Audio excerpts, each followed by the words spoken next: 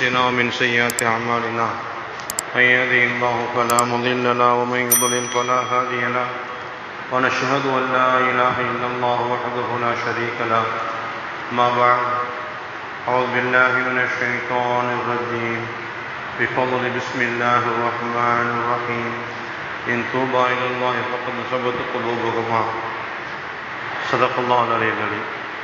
அல்லாஹ்வின் நல்லடியார்களே, அல்லாஹ்வினுடைய கிருபையை கொண்டு 17வது நோன்பை நிறைவு செய்துவிட்டு 18வது தராவியாவை தொழுது உட்கார்ந்துருக்கிறோம்.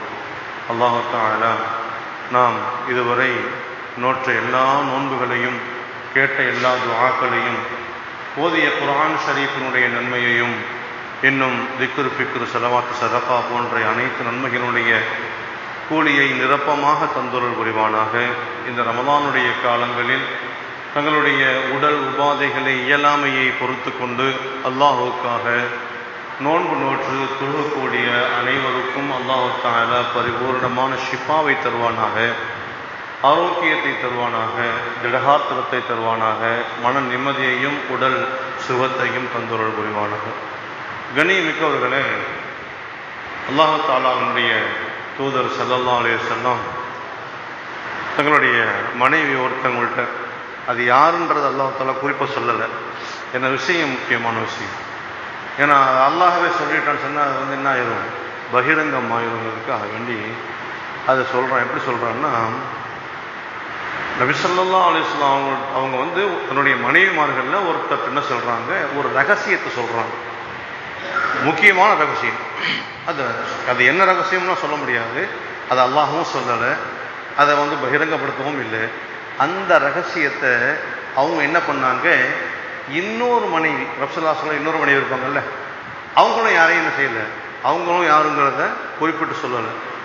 அவங்கள்ட்ட போய் இது மாதிரி ரசூல் ஸல்லல்லாஹு அலைஹி வஸல்லம் சொன்னாங்க அப்படிங்கிற தகவலை என்ன செய்கிறாங்க, 2 பேர் பரிமாறிக்கிறாங்க. இயற்கையாகவே பெண்கள்கிட்ட ரகசியம் சொல்லக்கூடாதுன்னு சொல்லுவாங்க. பெண்கள்கிட்ட ரகசியம் சொன்னால் என்ன ஆகுங்க, ரகசியம் சொல்லலாம், சொல்லிட்டு இதை யார்கிட்டையும் சொல்லிடாதுன்னு சொல்லக்கூடாது. யார்கிட்டையும் சொல்லிடாத அப்படின்னு சொல்லிங்கன்னா அது 10 நிமிஷத்தில் என்ன ஆயிடும், சரட்டுன்னு பறந்துடும் செய்தி, அப்படியே சுற்றி ஊர் ஒரு ரவுண்ட் அடிச்சிருக்கும். அந்த மாதிரி ரகசியத்தை பரிமாறிக்கொண்டதை அல்லாஹ் தஆலா கண்டிக்கிறோம், அது தப்பு அப்படின்னு சொல்கிறோம். இதை நபி ஸல்லல்லாஹு அலைஹி வஸல்லம் என்ன செய்கிறாங்க, அந்த யார்கிட்ட போய் ரகசியம் சொன்னாங்களோ அவங்கள்ட்ட போய், நான் உங்களுக்கு மட்டும்தானே சொன்னேன், இதை ஏன் நீங்கள் பகிரங்கப்படுத்துனீங்க, ஏன் போய் சொன்னீங்க அப்படின்னு சொன்ன உடனே, இது யார் உங்கள்கிட்ட சொன்னது அப்படின்னு கேட்குறாங்க. அல்லாமுல் குயூப், மறைமுகமான செய்திகளை எல்லாம் அறிந்த அல்லாஹ் தான் என்ன செஞ்சான், எனக்கு சொன்னான். சொல்லிட்டு ஒரு விஷயம் சொன்னாங்க. அல்லாஹ் தான் சொல்கிறான், இன் தூபா இலல்லாஹி ஃபக்கத் ஸபத குலூபுகுமா, நீங்கள் செஞ்ச இந்த பாவத்துக்காக வேண்டி உடனே தௌபா செஞ்சிருங்க, பாவ மன்னிப்பு கேட்டுருங்க. ஒருத்தருடைய ரகசியத்தை மொத்தம் இன்னொருத்தர் சொல்லக்கூடாது, அது ரொம்ப பெரிய தப்பு. மார்க்கம் அதை வன்மையாக கண்டிக்கும், ரொம்ப வன்மையாக கண்டிக்கும். ஒரு முஃமினானவங்க நம்மள்கிட்ட ஒரு மஷூரா பண்ணுறாங்கன்னு வைங்க, அவங்களுடைய குடும்ப விஷயத்தையோ அல்லது கணவன் மனைவியினுடைய விஷயத்தில் உள்ள செய்தியையோ நம்மள்கிட்ட மஷூரா பண்ணுறாங்க. இந்த மாதிரி ஒரு சூழ்நிலை இருக்குது, என்ன செஞ்சுக்கிறோன்னா, நம்மளை ஒரு நல்ல மனுஷன்னு நம்பி நம்ம சரியான தீர்வை சொல்லுவோன்னு நம்மளை பெருமையாக நினச்சி நம்மள்கிட்ட அதை பற்றி பகிரங்கமாக அதை மஷூரா டிஸ்கஷன் பண்ணும்போது அதை நம்ம என்ன செய்யணும், ஒன்று அவருக்கு சரியான தீர்வை கொடுக்குற மாதிரியான ஒரு கருத்தை, ஒரு ஆலோசனையை, ஒரு மஷூராவை சொல்லணும். அப்படி இல்லைன்னா நம்ம என்ன செய்யணும், அதை பற்றி எனக்கு அனுபவம் இல்லை, அதை சொல்லக்கூடிய அளவுக்கு எனக்கு என்ன இல்லை, விவரம் பற்றாது, அதனால் நான் நீங்கள் செய்ய நம்பிக்கையான வேற யாருக்காவது கேளுங்கன்னு சொல்லிட்டு அதோட நிப்பாட்டிக்கணும். இதை என்ன செய்யக்கூடாது, பக்கத்து வீட்டுக்காரங்க விஷயம் தெரியுமா, இவன் என்கிட்ட என்ன செய்கிறான், இந்த மாதிரி அவன் என்ன நம்மகிட்ட என்ன மஷூரா கேட்டாங்களோ அதை அப்படியே பகிரங்கப்படுத்துறது. இது ரொம்ப பெரிய தப்பு. ஒரு முஃமினுடைய மானம் மரியாதையை காக்கக்கூடிய விஷயத்தில் இன்னொரு முஃமினுக்கு மிகப்பெரிய ஒரு பொறுப்பு இருக்குது. ஒரு முஃமினுடைய மானமும் மரியாதையும் ஹராம் என்பதாக சொல்லப்பட்டிருக்கு. அதை நம்ம செய்யக்கூடாது, சிதைத்து விடக்கூடாது. மஷூரா அதே மாதிரி இப்போ கணவன் மனைவி விஷயங்கள் அல்லாஹ்வுக்கு ஒன்று தெரிஞ்சுக்கிறது, அல்லாஹ்வுக்கு ஒருத்தனை பிடிக்கவே பிடிக்கும், ரொம்ப கேவலமா நினைப்பான் அவன். அது யார் தெரியுமா? தனக்கும் தன் மனைவிக்கும் இடையில் உள்ள ரகசியத்தை, தன் மனைவிக்கும் தனக்கு நடக்கக்கூடிய ஒரு ரகசிய விஷயத்தை, அது என்னன்னு உங்களுக்கு சொல்ல வேண்டியது, இதை என்ன செய்யறது, மறுநாள் தன்னுடைய நண்பர்கள்ட்ட பகிர்ந்துக்கிறது. இந்த மாதிரி தான், அந்த மாதிரி தான். இதை அல்லாஹ் தஆலா ரொம்ப மோசமா இருக்கிறான், கேவலமா நினைக்கிறான், ரொம்ப அற்பப்பதராக அவனை நினைக்கிறான். அதனால அந்த ரகசியத்தை நம்ம என்ன செய்யக்கூடாது, யாரிடமும் சொல்லக்கூடாது. ரகசியம் காப்பது ஒரு மூமினுடைய கட்டாய ஒரு கடமை. ஹுதைஃபா இப்னு யமான் ரலியல்லாஹு அன்ஹு அப்படின்னு சொல்லிட்டு ஹுதைஃபா ரலியல்லாஹு சொல்லுவாங்க, பிரபலியமான சஹாபி. அவங்கள்ட்ட நபி ஸல்லல்லாஹு அலைஹி வஸல்லம் பல ரகசியங்களை சொல்லி வச்சிருந்தாங்க, பலவிதமான ரகசியங்கள். அதுல யாரெல்லாம் உண்மையான முஸ்லிம், யாரெல்லாம் முனாஃபிக். முனாஃபிக்னா தெரியுமா? வெளியில முஸ்லீம் மாதிரி காட்டிக்கிடுவாங்க, உள்ளுக்குள்ள நயவஞ்சகத்தனம் இருக்கும். முஸ்லீமா இருக்க மாட்டாங்க, கேவலமான சிந்தனையோடு இருப்பாங்க, இஸ்லாத்துக்கு அகெயின்ஸ்டா இருப்பாங்க. தொழுகை இருக்காது, இபாதத் இருக்காது. சில பேர் தொழுகை கூட செய்வாங்க. அந்த காலத்துல பகிரங்க முனாஃபிக்கள் கூட நபி ஸல்லல்லாஹு அலைஹி வஸல்லம் காலத்துல என்ன செய்ய மாட்டாங்களாம், தொழுகாம கூட இருக்க மாட்டாங்களாம், தொழுகை வந்துருவாங்களாம். ஆனா உள்ளுக்குள்ள அந்த முனாஃபிக் தன்மை இருக்குமா. அப்படிப்பட்ட முனாஃபிக்குகள் யாருன்னே கேட்பாங்களாம், யாருன்னு சொல்லி வச்சிருந்தாங்க. அது யாருக்கு தெரியும்னா ஹுதைஃபா ரலியல்லாஹு அன்ஹுவுக்கு மட்டும்தான் தெரியும். யார் யார் வேடதாரிகள், தொழுகை வந்திருக்கவங்க, இவன் வேடதாரி அவன் வேடதாரிங்கிறத கரெக்டாக என்ன செய்வாங்க, விளங்கிக்கிடுவாங்க. அப்போ உமர் ரலியல்லாஹு அன்ஹு கேட்பாங்க, உமரே அந்த அந்த ஹுதைஃபா அந்த லிஸ்ட்ல என் பேர் இருக்கோ? உமர் ரலியல்லாஹு எப்பேற்பட்ட ஈமான்தாரி, அந்த ஈமான்தாரி கூட தான் முனாஃபிக்காக இருப்பேனோ அப்படின்னு நினைச்சாங்கன்னு சொன்னா, அப்ப எவ்வளவு பெரிய உயர்தரமான ஈமானுக்கு சொந்தக்காரங்களா இருந்திருப்பாங்க. அவங்க உடனே பதில் சொல்ல மாட்டாங்க, சிரிச்சுக்கிட்டே போயிடுவாங்க.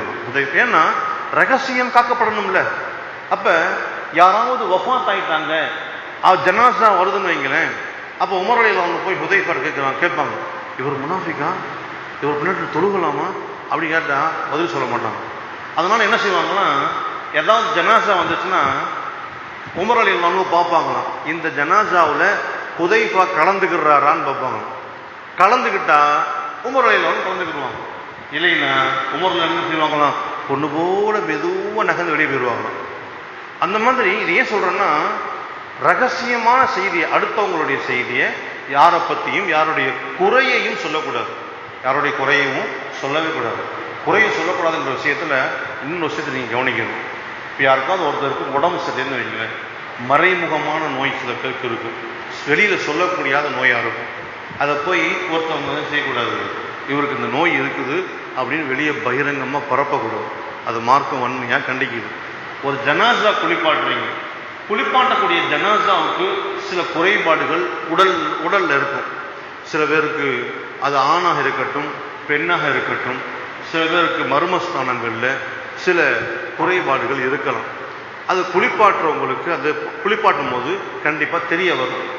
அதை என்ன செய்யக்கூடாது, வெளியில பகிரங்கப்படுத்தக்கூடாது. சில பேருக்கு உடல்களில் சில குறைபாடுகள், அதாவது அங்கஹீனம் அல்லது இந்த தேம்பல் போன்ற உடம்புல சொறி போன்ற விஷயங்கள், இதெல்லாம் உடவில் என்ன செய்வாங்க, உடையை போட்டு மறைச்சு வச்சிருப்பாங்க. மௌத்தாயிட்டாங்கன்னு சொன்னால் அந்த ஜனாசாவில் அவங்க தெரிஞ்சு போயிடும்.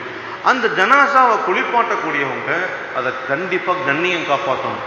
இப்போ ஒரு 4 பேர் சேர்ந்து குளிப்பாட்டுறாங்கன்னு வைங்களேன், அவங்களுடைய உடம்புல உள்ள ஏதாவது ஒரு குறைபாடு 4 பேருமே பார்க்குறாங்க. அப்போ எந்த அளவுக்கு சொல்கிறாங்கன்னா, அந்த 4 பேருமே அந்த குறைபாடை பார்த்துட்டு ஒருத்தருக்கு ஒருத்தரை பார்த்துக்கிற கூடாது. பத்தியா எப்படி இருக்கு பத்தியா அப்படின்ட்டு பார்த்துக்கிற கூட கூடாது. அந்த அளவுக்கு அந்த ஜனாசாவினுடைய குறையை மறைத்து கண்ணியம் காக்க வேண்டும் அப்படின்னு சொல்லப்பட்டிருக்குது. ரகசியமான விஷயங்கள்ல மறைக்கக்கூடிய விஷயங்களில் சஹாபாக்களை போன்று வேறு யாருமே இல்லை. அபூ ஹுரைரா ரலியல்லாஹு அன்ஹு அவங்க கல்வி மேதை என்பதாக நம்ம படிச்சிருக்கிறோம். சுமார் 5000 ஹதீஸ்களுக்கு மேலாக அவர்கள் செஞ்சிருக்கிறாங்க, சஹீஹான ஹதீஸ்களை அறிவிச்சிருக்கிறாங்க. ஸல்லல்லாஹு அலைஹி வஸல்லம் அவங்களுக்கு 2 விதமான கல்வியை கொடுத்தாங்க.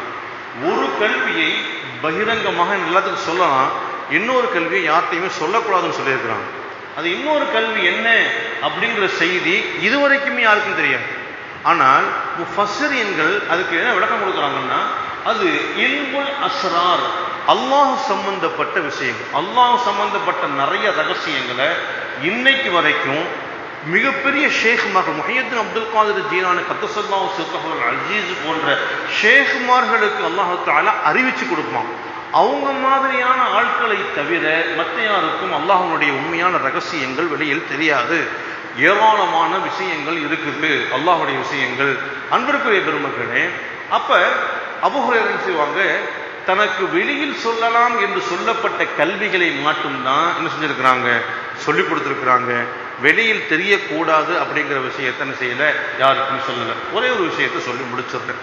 பொதுவாகவே இயற்கையாக சொல்லுவாங்க, பெண்கள்கிட்ட என்ன செய்யக்கூடாது, ரகசியம் சொல்லக்கூடாதுன்னு சொல்லுவாங்க. நகைச்சுவையாக ஒரு கதை ஒன்று எப்பவுமே நம்ம சொல்கிற வழக்கம் தான். முல்லா நஸ்ருதீன் ஒருத்தர் நகைச்சுவையான ஆள்.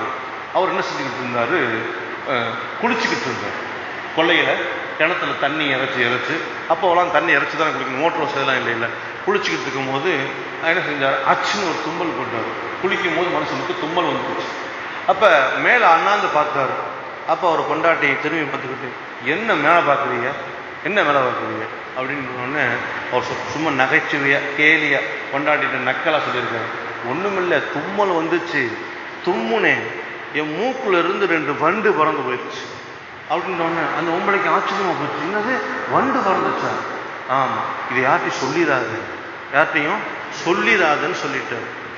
அவர் அந்த மாதிரி நினச்சி உடனே விறுவிறுன்னு பக்கத்து வீட்டுக்காரர் பாத்திமாட்ட போய், இல்லை உனக்கு விஷயம் தெரியுமா, எங்கள் வீட்டுக்காரவோ குளிச்சுக்கிட்டு இருந்தாங்க, தும்மல் வந்துச்சு, தும்மல் வந்த உடனே 2 சிட்டுக்குருவி பறந்து போச்சு அப்படின்னு சொல்லிடுச்சு.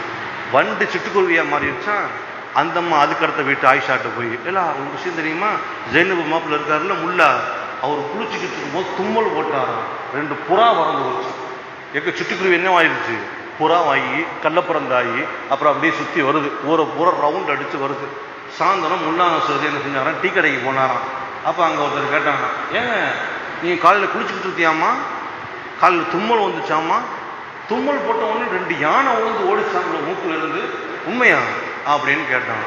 அந்த மாதிரி பெண்கள்கிட்ட போய் ரகசியத்தை சொல்லிட்டு இது யார்ட்டையும் சொல்லிடாதீங்கன்னு சொன்னீங்கன்னா என்ன ஆயிரும், வண்டு யானையா மாறின மாதிரி அது இல்லாததெல்லாம் கதையை கட்டி சொன்ன விஷயம் ஒன்றா இருக்கும், ஆனால் அவங்க பரப்புற விஷயத்தை எக்ஸ்ட்ரா ஒரு 2 பிட்டை சேர்த்து போட்டு அந்த மாதிரி செய்யறத மார்க்கும் வன்மையாக கண்டிக்குது.